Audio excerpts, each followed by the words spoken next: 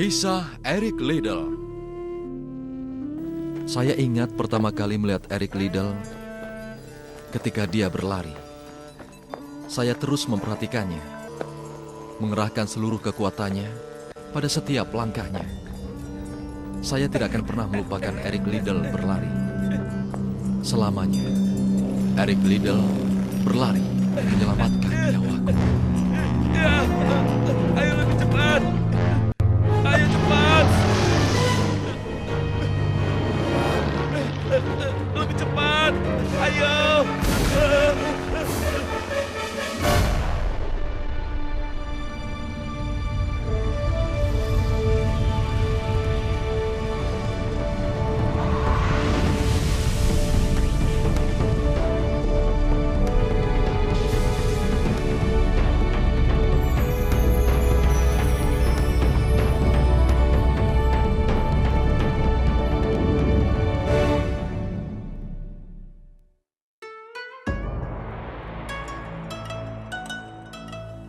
Kami mempunyai sebuah peribahasa Cina. Kehidupan seperti secarik kertas, yang mana setiap orang yang menggunakannya meninggalkan sebuah tanda. Aku akan memberitahu sebuah kisah seorang pria bernama Eric Liddell. Dia meninggalkan sebuah tanda di dalam hidupku dan mengubahnya selamanya. Dia tidak bermata sipit, tidak berambut hitam tebal. Dia berambut pirang dan bermata biru dan kulitnya putih seperti salju. Tetapi dia lahir di Cina dan Cina selamanya ada di dalam hatinya. Mau lari kemana kau ini? Aku sudah sangat lelah mengejarmu. Eric, kau ini benar-benar nakal ya. Eric! Berlarilah seperti angin, Eric. Ya, bagus, Eric. James, Apa, Mary? Eric! Suatu saat kecepatannya berguna bagi pelayanan Tuhan. pelayanan Aku Tuhan. sudah tidak Oh, kuat lagi sayangku, Mary. mengejarmu. Kita boleh berencana, tetapi Tuhan yang mempunyai rencana sendiri. Eric, ayo, terus. Eric, berhentilah sekarang. Dikatakan, sebuah ranting yang mudah menjadi lentur ketika sesuatu menerpanya. Angin perubahan bertiup. Dan, seperti kebanyakan anak-anak misionaris, Eric dikirim belajar ke Inggris ketika dia berusia 6 tahun. Oh, Apa ayah ikut bersama kami? Eric, tenanglah. Ayah akan mengunjungimu. Eh, Tapi saat ini, Tuhan membutuhkan kami di Cina. Ini adalah tempat di mana Dia memanggil kami. Suatu hari aku akan kembali ke China, ayah, untuk melayani Tuhan juga. Ayo Eric, kita Pergilah. jelajahi kapal ini. Sekolah memberikan pendidikan. Kehidupan itu sendiri memberikan pelajaran yang lain untuk membentuk bocah ini menjadi seorang pria. Saudara-saudara, yang memimpin saat ini di depan adalah tidak lain juara nasional, Eric Liddell. Eric, ayo! Anak didikmu luar biasa, Paul. Oh, ini pelatih yang hebat. Dengan kecepatannya, dia terus memenangkan pertandingan demi pertandingan. Dan, astaga! Liddell baru saja tersandung dan sungguh memalukan. Apakah peristiwa ini akan terjadi? Sepertinya dia akan keluar dari pertandingan ini. Tenangkan dirimu. Luar biasa, Eric Liddell kembali ke dalam lintasan, tetapi tidak dapat dipercaya, saudara-saudara. Liddell menyusul dan tidak mungkin memenangkan pertandingan ini.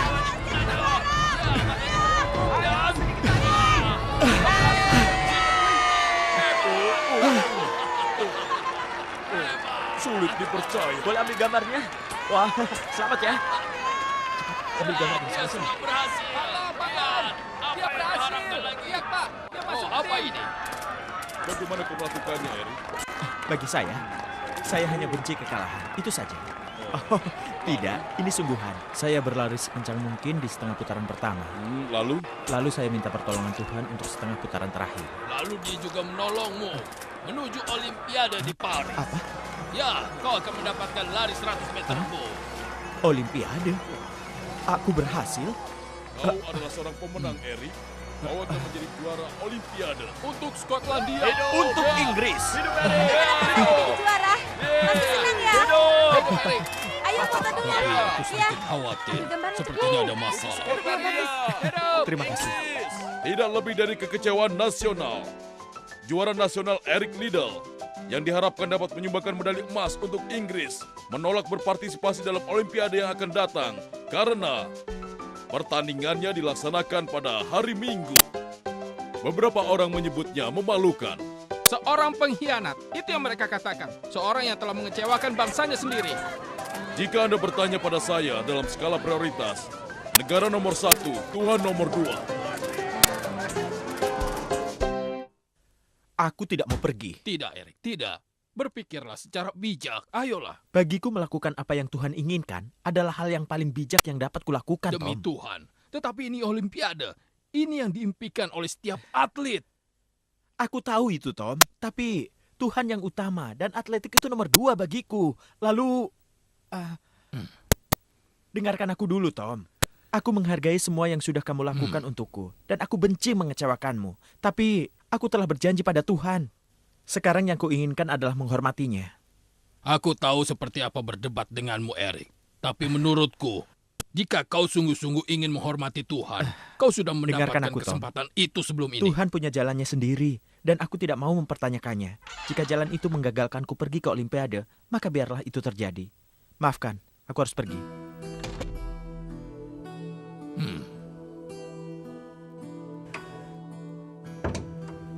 Seorang pengkhianat, itu yang mereka katakan.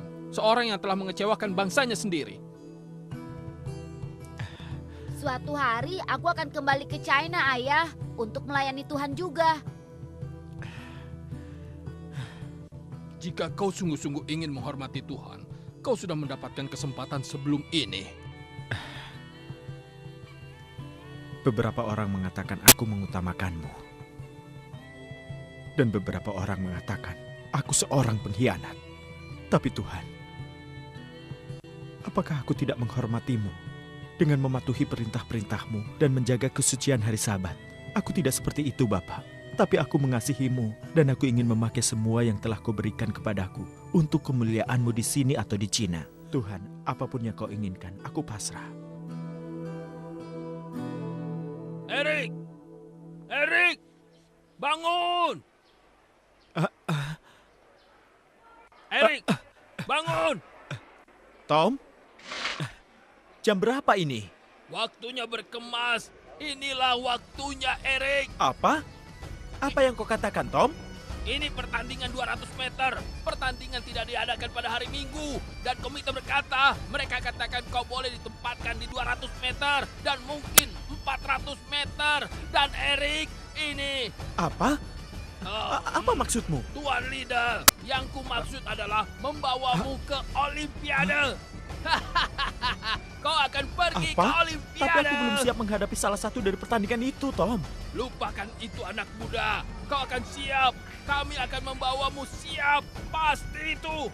Kau akan ke Olimpiade. Erik ke Olimpiade. Diamlah, berisik. Kaulah yang diam. Erik akan ke Olimpiade. Dia akan menjadi bintang. Perjalanan ribuan kilometer dimulai dengan satu langkah kaki. Dan bagi Erik, mengikuti jalan Tuhan adalah satu-satunya langkah demi langkah di Olimpiade. Ini adalah hari yang sangat panas menyengat di Paris ketika para pelari bersiap untuk pertandingan lari 400 meter. Mereka yang bersiap, Imbek dari Swiss, Bob Taylor dan Horacio Fitch dari Amerika, dan dari Inggris, Guy Butler, dan Eric Liddell, sang juara nasional Skotlandia yang menolak berlari di nomor 100 meter yang merupakan keunggulannya. Oleh karena pertandingan itu diadakan pada hari Minggu. Alkitab mengatakan, dia yang menghormati aku akan kuhormati. Oh, Tuhan. Bersiap di lintasan!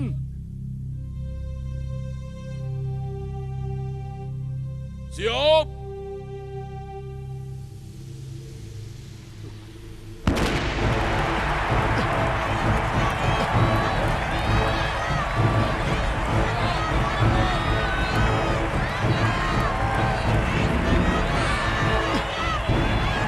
Mereka telah meninggalkan tikungan terakhir. Liddell masih memimpin. Astaga, dia semakin jauh meninggalkan yang lainnya dan biasa. Aku berlari secepat mungkin setengah putaran pertama dan mempercayakan pada Tuhan setengah putaran kedua.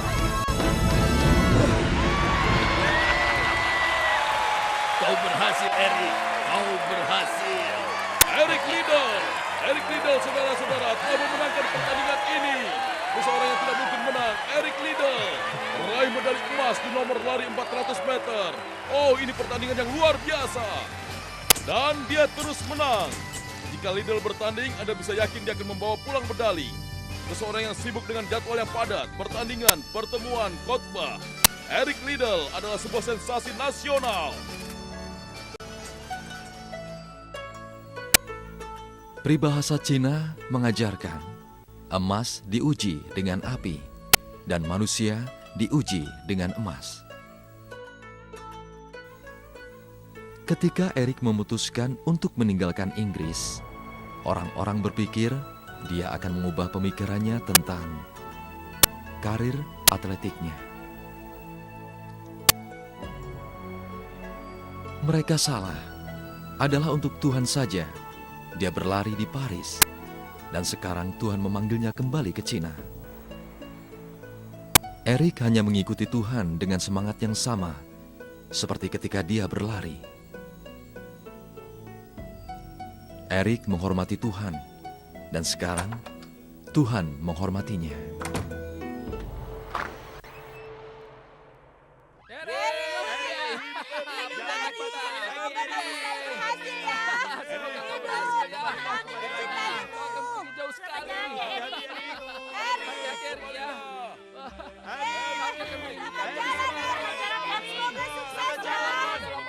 Dia telah memenuhi gelanggang olahraga dengan kemenangannya. Dia telah memenuhi gedung-gedung dengan orang-orang yang ingin sekali mendengarnya berbicara tentang Tuhan. Dan sekarang di puncak kesuksesannya, Eric Liddell meninggalkan semuanya. Apa Tuan akan membawa pulang medali lagi, Tuan? Apa Tuan juga akan menjadi juara lari di Cina? Adik kecil yang baik, Tuhan meminta saya untuk berlari di pertandingan yang berbeda. Kristus untuk dunia, karena dunia untuk Kristus. Dadah, sampai jumpa. Dadah. Dadah, Eric.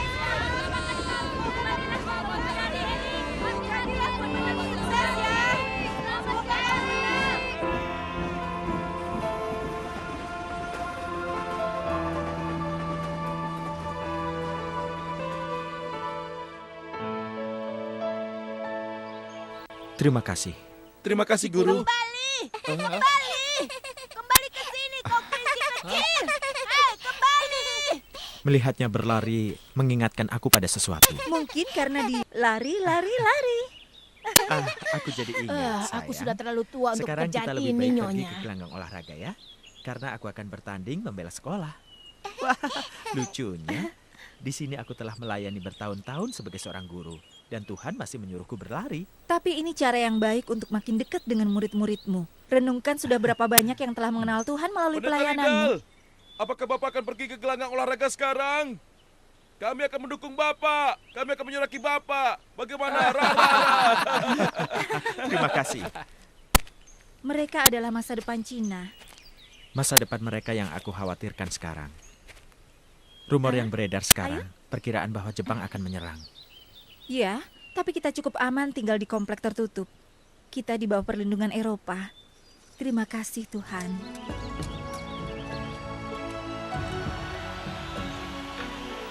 Murid-murid senang melihat Eric berlomba lari. Semua senang melihat keberhasilan Eric. Sampai suatu ketika hal yang ditakutkan terjadi. Sudah selesai.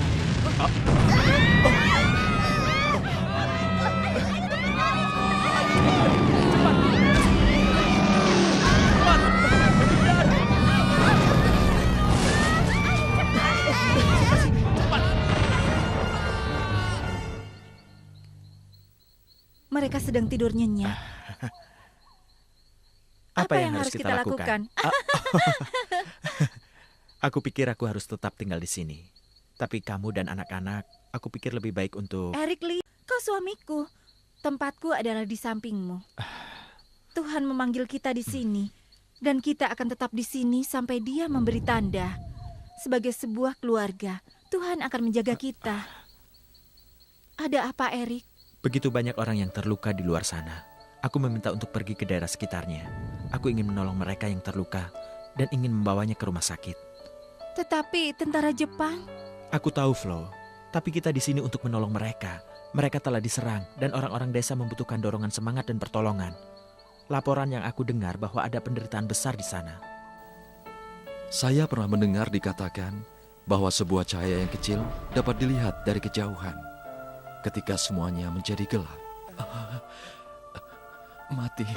Ayo cepat. Aku mau mati. Aku mau Kita mati. Aku ada di sebuah kamar saat itu, Dia terluka parah. di mana Erik Liddell menemukan aku. Aku mau mati. Erik mempertaruhkan nyawanya untuk menolong kami.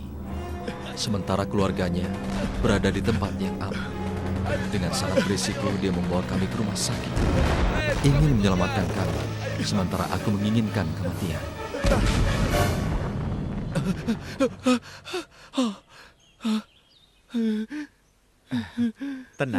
Tenanglah. Ini akan membuatmu merasa lebih baik. Aku harus pergi. Aku harus pergi. Dia terluka sangat parah. Luka sobek pedangnya sangat dalam. Pria yang satunya meninggal. Dia perlu waktu untuk pulih. Lukanya parah Iya, Wang. sekali. Butuh waktu baginya untuk sembuh.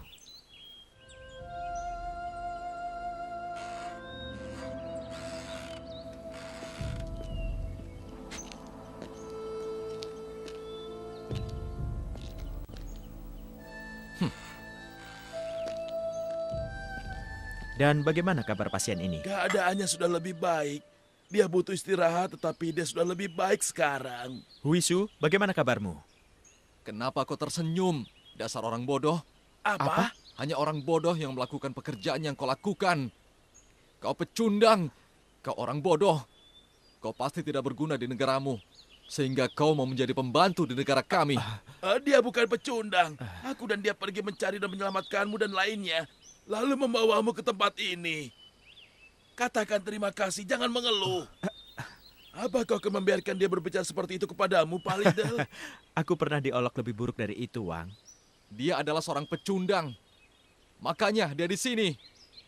Kau membayar kacang, kau mendapatkan monyet. Oh, kau memakai peribahasa ya? Aku akan memberitahumu. Bibir keledai tidak layak di mulut kuda. Tetapi kau, bibir keledai sangat cocok untukmu.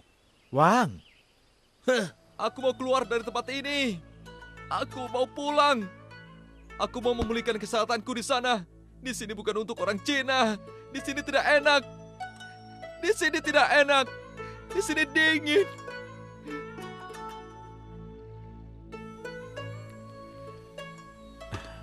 aku tahu kau bisa melukis. Kita bisa menggantung beberapa lukisan di sekitar rumah sakit. Sesuatu yang indah dan menyenangkan. Kau ingin keindahan? Kau ingin semarak? Ini gambar indahmu. Ini gambar semarakmu. Tidak ada lukisan lagi. Kau ingin lukisan? Ini lukisanmu, orang bodoh. Ini lukisanmu. Harusnya kau biarkan aku mati. Tidak.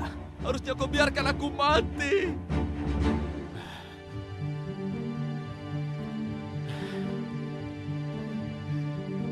Tenanglah.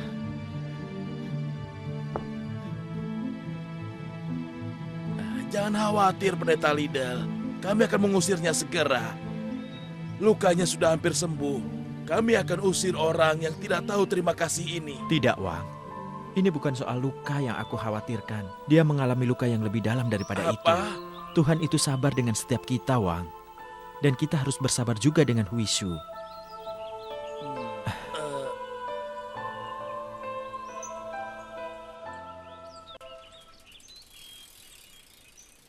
Kemana orang gila itu akan pergi? Batu bara kami hampir habis. Tuan Liddell secara sukarela pergi mencari batu bara untuk rumah sakit ini. Itu perjalanan yang berbahaya. Para tentara akan menghentikannya. Tuan Liddell sudah tahu itu.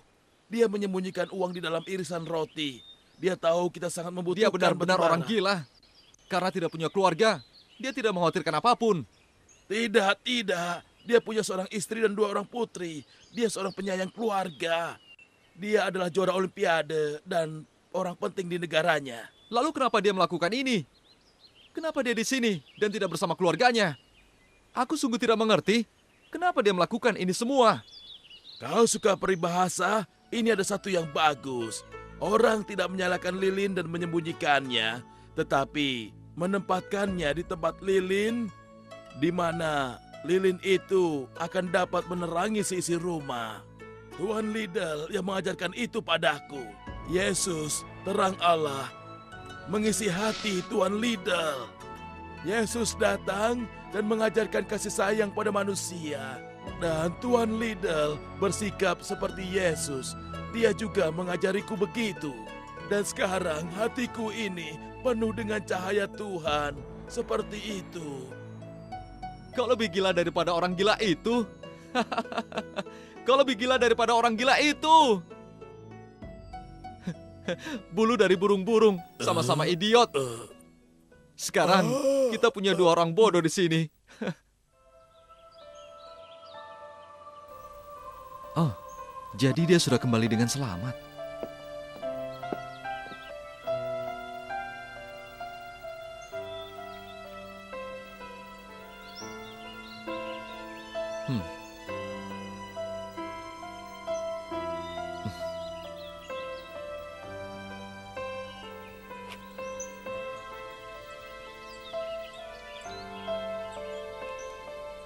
Kamu mempunyai keluarga yang bahagia, Huisu. Mereka pasti sangat merindukanmu. Huisu! Ayo Erik, kita pergi sekarang. Perjalanan kita akan memakan waktu lama. Semakin cepat kau akan bertemu keluarga. Terima kasih, Harry. Ayo kita pergi. Tuan Liddell, selamat datang Tuan Liddell. Di mana Nyonya Liddell? Saya pikir Tuan pergi untuk membawa keluarga Tuan. Tidak, Wang. Bukan membawa. Mengantar. Saya mengantar mereka ke kapal. Saya telah melepaskan mereka pergi. Demi keamanan mereka, Wang. Mereka sudah pergi. Tapi Tuan Liddell, kenapa Tuan tidak pergi bersama mereka? Kenapa Tuan tinggal di sini? Karena dia tinggal untuk menolong kita. Karena dia mengasihi bangsa kita. Huisu. Kau orang yang baik. Kau sudah berkorban banyak untuk kami. Ada apa, Huisu? Apa kau tahu kenapa aku ingin mati? Apa kau tahu? Dulu aku sangat bahagia. Aku punya istri dan anak-anak yang baik dan keluarga yang bahagia. Saat perang datang, semuanya hilang. Istriku, anak-anakku, semuanya. Aku kehilangan semuanya. Ketika orang Jepang datang, mereka menyuruhku untuk menundukkan kepala. Kemudian aku bilang tidak. Menunduk. Ayo menunduk. Kami orang Cina menundukkan kepala untuk menunjukkan rasa hormat. Aku tidak mau menundukkan kepala pada mereka. Menunduk. Sang komandan mencabut pedangnya, memegangnya, dan kemudian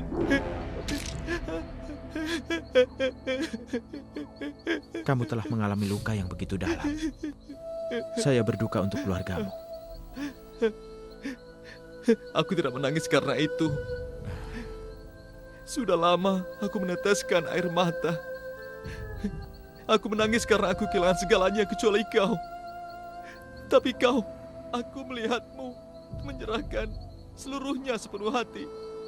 Kau kehilangan semuanya demi aku. Kau kehilangan semuanya demi aku. Aku kehilangan semuanya demi kamu seperti Yesus melakukannya untukku. Ya, seperti Yesus melakukan untukku.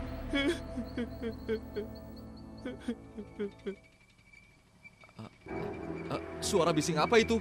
Tentara Jepang datang dan memeriksa rumah sakit. Mereka memerintahkan semua orang asing untuk pergi. Mereka mengembalikan ke komplek khusus orang asing. Semuanya? Iya, dia tidak ada lagi di sini, Huisu. Dia diperintahkan pergi. Tuan Liddell sudah pergi. Kemarin pagi serangan mendadak armada tempur Jepang yang terdiri dari 350 pesawat tempur menghujani Pearl Harbor di Oahu, Kepulauan Hawaii. Jumlah korban jiwa sangat banyak, hampir 2.900 tentara dan Karena pelaut Amerika peperangan tewas. mengakibatkan gejolak nasional. Bangsa asing yang ada di Cina ditangkap oleh orang Jepang. Kemudian mereka dievakuasi ke Camp Weisien. Eric Liddell termasuk di dalamnya. Kita harus mengungsi. Kita harus segera mengungsi. Kalau tidak, kita akan kena sasaran. Beres. Bereskan barang-barang. Ayo, cepat kita pulang. Jauh itu. Itu kasih.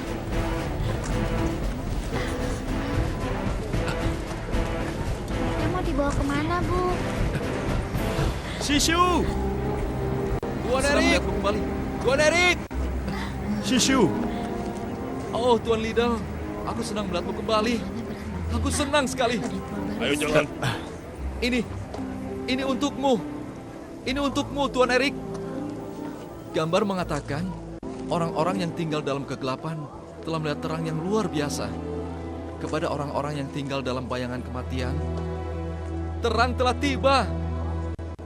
Ini berasal dari Alkitab. Aku sudah melihat terang Tuhan sekarang. Ayo jalan. Ayo jalan. Tuhan bersamamu, Huisu! Tuhan juga selalu bersamamu. Tuan Eric! Tuan Eric!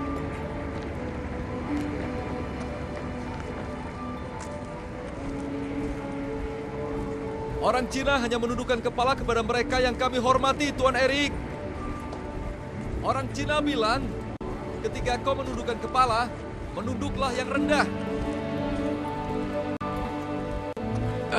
Astaga, keterlaluan. Mundur. Jahat sekali mereka itu. Aku akan berdoa untukmu, Huisu! Aku akan berdoa untukmu! Pertama kali saya melihat Eric Liddell ketika dia berlari menyelamatkan hidup saya. Dia berlari untuk Tuhan. Dia hidup untuk Tuhan. Dan dia juga siap mengikuti Tuhan kemanapun Tuhan pimpin. Kami punya peribahasa di Cina. Air yang jauh tidak akan memadamkan api yang dekat di tangan. Negara kami adalah seperti padang pasir. Eric Liddell datang membawa air kehidupan.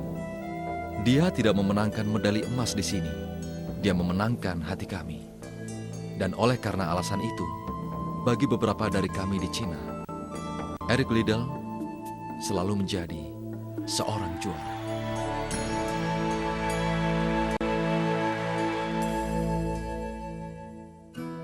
Banyak dari kita kehilangan sesuatu di dalam hidup ini karena kita mengejar sesuatu yang bukan yang terbaik. Aku mau mengatakan kepadamu apa yang aku anggap yang terbaik. Seseorang yang berharga dari semua ketaatan kita, Yesus Kristus. Dia adalah juru selamat bagi orang yang muda dan yang tua. Dan dia hanya dan satu-satunya yang dapat mengeluarkan yang terbaik yang ada dalam diri kita. Tuhan, ini aku.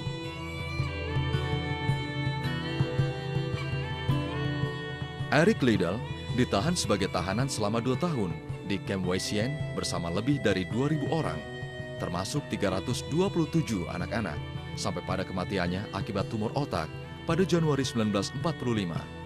Ketika berita kematiannya tersebar, ibadah peringatan kematian Eric Liddell diadakan di seluruh dunia.